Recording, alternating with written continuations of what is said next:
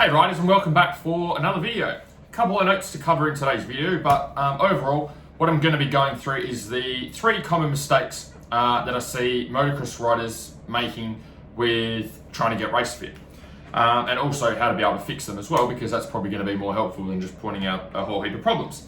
For those of you that are new to the channel, my name is Andrew Hammer. I've worked with hundreds of riders and racers over the recent years to help to get them race fit and race ready. So 3 of the biggest problems that I see, we'll get straight to the problems and then we'll cut to the solutions. 3 things that I managed to put together. Number 1 is riders will lift too light. Okay, avoid lifting any type of heavy weights. The second thing is that riders will try and train too long. Okay, they will try and train longer than what their race is. So if they're doing a 20-minute motocross race, they'll try and do 40 minutes of cardio or an hour of cardio. And then the third thing that I see is riders trying to do a whole heap of core work. So I'm going to, first of all, give you a little bit of a story and background on how I used to train and how I used to approach, and maybe you can relate to some of it, and then we'll go through the solutions. So in terms of lifting too light when I was racing, my thought process was I don't want to get big and bulky. Okay, I don't want to be big, I don't want to have a whole heap of muscle mass, I don't want to look like the guy on the front cover of Men's Health. So when I went to the gym, I was shit scared of lifting heavy weights. Okay, so what I would do is lift lighter weights. And the same thing when I was training at home as well. I had a weight bar there with some weights, and I just had the same amount of weights that I used all the time. Okay, I never had, I didn't have extra weights. I didn't add extra weights on. I had a few little weight plates there that were probably like 1.25s or 2.5 kilo plates. And I'd add those on, and once they were on, that was it. And I'd always use sets of 10. I don't know where the sets of 10 came from for me, but I thought, okay, well, I don't want to be doing heavy weights because I'm going to get massive. So I'll do these sets of 10 because I want to try and build endurance. So sets of 10, sometimes sets of 15, sets of 20, doing, say, squats, doing overhead presses. And to give you an idea of the weight was so light that I could pick the weight up from the floor, put it over my head and stick it on my back. And this is even when I was a kid, when I was racing in juniors as well. So that was my whole thought process on weights. Never wanted to go heavy because never wanted to get big. The second thing was training long distances. So over the 14 seasons of racing that I did, there was a period there where I did club level swimming for 5 years. So when I say club level swimming, I was doing swimming training with swimmers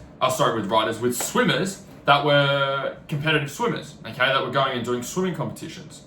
And so I had no intentions of doing any type of swimming competitions. All I wanted to do is use that training to be able to help me with my racing. Now, swimming, obviously lots of cardio. Like our sessions that we would do, they would write it up on the whiteboard and we'd get through. We'd be doing kilometers of swimming for every session. And those sessions would go for about an hour, and we'd do them 3 or 4 times a week. And then there was a stage there where we had a different coach who came in. And I found out recently that he was actually the coach of one of the athletes from Australia that was competing at the Commonwealth Games in swimming. So that gives you a bit of an idea of the training that he was putting us through. But he was like, all right, we've got to ramp this stuff up. We've got to get our swimmers better. So he would take us for these half an hour,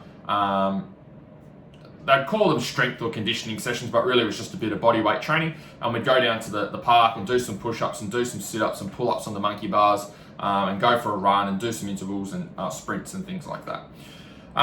So those sessions overall, those big ones, were going for like an hour and a half. And that's a fair bit of exercise. That's a fair bit of consistent movement. So we're going to have an hour in the pool and then half an hour out, doing running and doing push-ups and stuff. And so my thought process was, okay, at that time we were doing 15-minute motocross races. And specifically around the sand tracks like Wanneroo, like Coastal, like Bunbury, I'd find them really tough. But the funny thing was, even though I was doing this hour and a half of training 3 or 4 times a week, I still didn't have the fitness to be able to do a 15-minute moto on these sand tracks. And so in theory, it sounds like it works, but it didn't work. I did it for years. And that's why I know that it wasn't effective, because I did all of the work, did all the training, put heaps and heaps of hours into that type of training and still couldn't do a 15-minute moto. And it didn't really make sense to me. I just thought I needed to train harder or I wasn't pushing hard enough. But as you can see, I was obviously doing a reasonable amount of work. The third thing is core work. So my theory on core work was I had a number of racing or riding coaches or schools that I'd done. And so what I found with most of the riding coaches that I had is their skill set was in riding coaching. It's how to put your leg out, how to do the jumps, how to do ruts, how to use the brakes, how to use the clutch, and drills for that. And always in these courses, they would go over a rough physical or nutrition component. And they kind of just skim over it. And to be honest, when I look at it now, no one really had any idea about what they were talking about. It was just stuff that they had learnt from other people or stuff that they had done that had helped with their racing, but there was no really, okay, follow this, do this, and this is why you're doing it. And one of the things that I got told a lot was, oh, you need a strong core, you need a strong core, you need a strong core. When I started coaching races, I started to ask riders, okay, well, because it didn't make sense to me. I was like, why do you feel you need a strong core?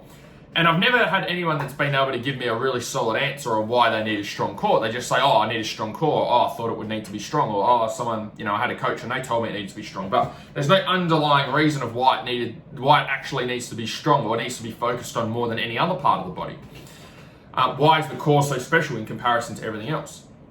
So for me, at that time, thinking that the core was, super, super important, is I'd go to the gym. And at the gym I was training at, they would have a section there of like these foam mats where you could, do stretches and warm up and cool down. And they also had a decline bench as well that you could do sit-ups on. So I'd go over there and I'd bang out a whole heap of sit-ups. I might say, hey, I'm going to work to 50 declined sit-ups or crunches, which is the machine where, you're sitting back or you're laying just about upside down and then you're doing crunches and coming up. I'd do a whole heap of those. Otherwise, I'd go over on the warm-up mats and do a whole heap of sit-ups as well. I can't remember, to be honest, exactly what I did, but I never really I didn't have a set program for it. It was just like, oh, I'll bang out 50 sit-ups, oh, I'll bang out 50 of these, oh, I'll do a few captain's chair exercises or whatever it was. So that's how I tackled each of those areas. And so there are 3 mistakes that I made as well with my training, just through giving the wrong information, taking on board the wrong information, and just not knowing that there was a better way to be able to get fitter and faster and stronger on the bike. That actually helped. So, what's the solution to each of these problems? So, with the lifting too light, okay, now the problem with lifting too light is that you've got a bike which is about 100 kilos. Now, 100 kilos is a reasonable amount of weight. Okay, you've got a 100 kilo bike, so let's say you've got a 250F, and then you've got a rider on top of that. So if the rider's weighing 80 kilos and the bike's weighing 100 kilos, we add those two together, that's a total of 180 kilos. Now, that's a lot of weight to be able to move around. So for me, when I was racing, when we were doing 15 minutes, I think it was 15 minutes plus a lap.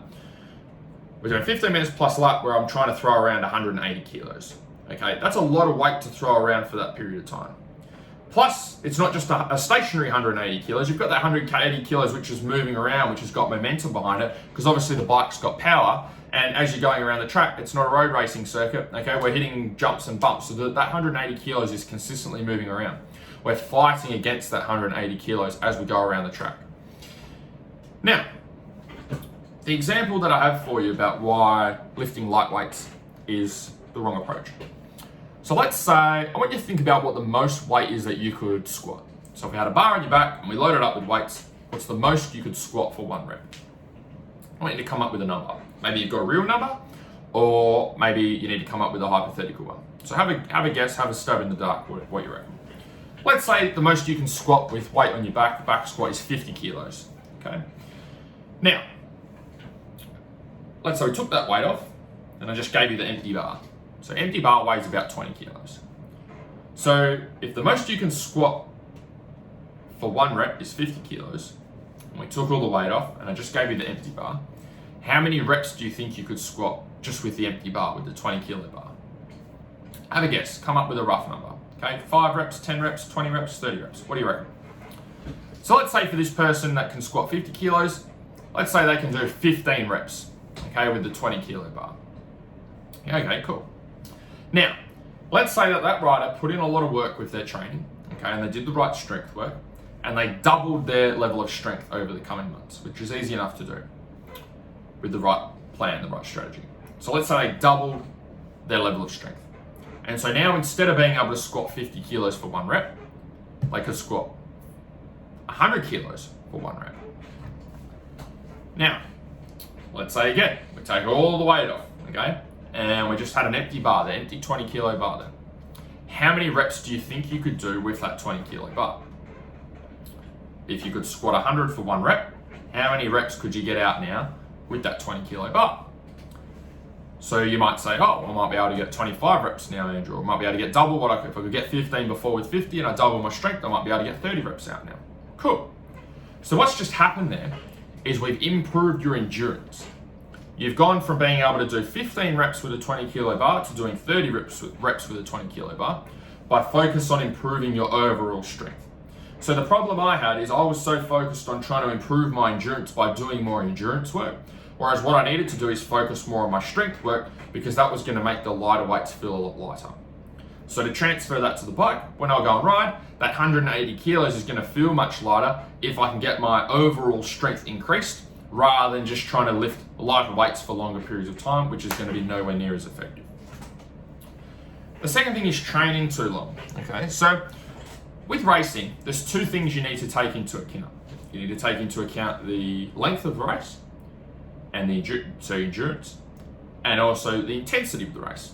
Okay, so what I just focused on was just one of those components. I just focused on the endurance.